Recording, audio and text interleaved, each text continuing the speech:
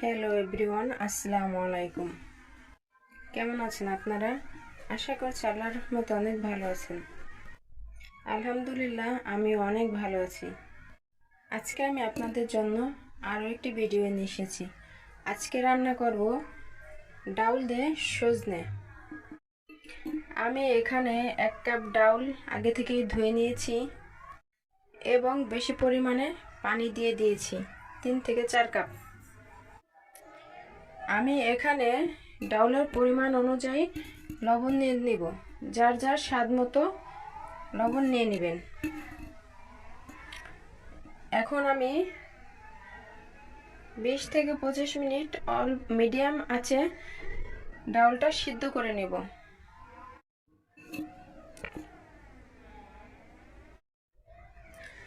আপনারা যারা আমার চ্যানেলটি সাবস্ক্রাইব করেছেন তাদেরকে অসংখ্য ধন্যবাদ, আর যারা নতুন এসেছেন তাদেরকেও ধন্যবাদ।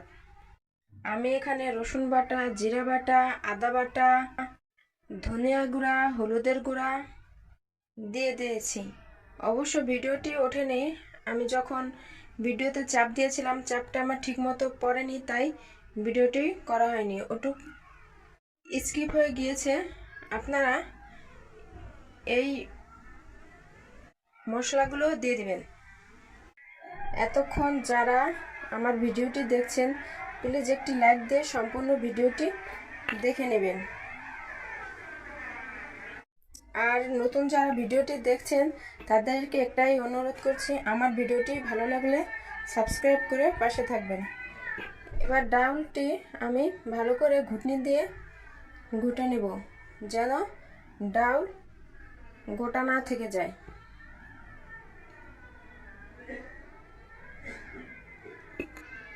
দেখুন আমার ডাউলটি ভালো করে আমি ঘুটে নিয়েছি।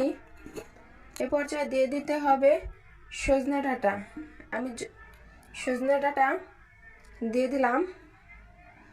এখন 5-6 মিনিট সজনে ডাঁটা ভালো করে জাল করে নিতে হবে, সিদ্ধ হওয়ার আগ পর্যন্ত।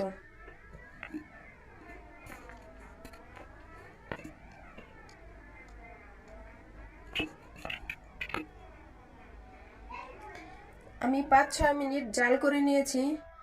এখন হাত দিয়ে চেপে দেখবেন সজনে ডাঁটা ভালো মতো সিদ্ধ হয়েছে কিনা। আমার সজনে ডাঁটা একদম ভালো মতো সিদ্ধ হয়ে গেছে। এটাকে এখন নামিয়ে রাখবো। এখন আমি ফোড়ন দিয়ে দেব। এর মধ্যে দিয়ে দিলাম পেঁয়াজ কুচি আর রসুন কুচি, দুটোকে আমি একসাথে ফোড়ন করে নেব।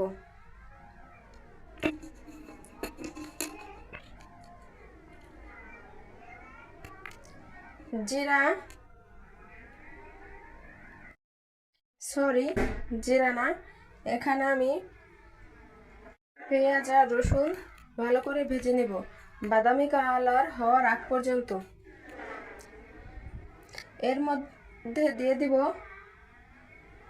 2 শুকনা মরিচ। আমার পেঁয়াজটা হালকা বাদামি কালার হয়েছে।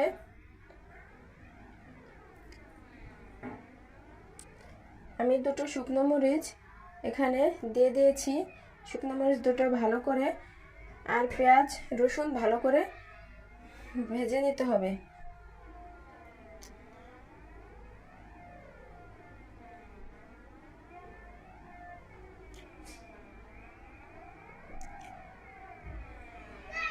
বাদামি কালারটা অনেকটাই হওয়ার পরে এর মধ্যে দিয়ে দেব আমি অল্প 5 ফোড়ন। 5 ফোড়নটা দিয়ে আমি কড়াইটা নামিয়ে নেব।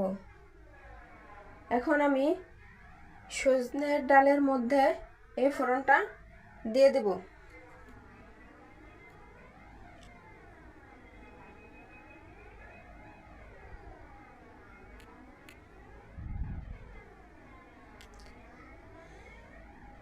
সম্পূর্ণ ফোড়নটাই আমি দিয়ে দিয়েছি। দেখুন আমার ডাউলটা এখন কত সুন্দর হয়েছে। আপনারা এভাবে রান্না করে দেখতে পারবেন। আপনারা একবার এই ডাউল রান্না করে দেখতে পারেন। অনেকে আছেন যারা সজনে ডাঁটা খান না, তারাও একবার যদি এভাবে রান্না করে খান তাহলে একবার নয় বারবার খেতে ইচ্ছা করবে।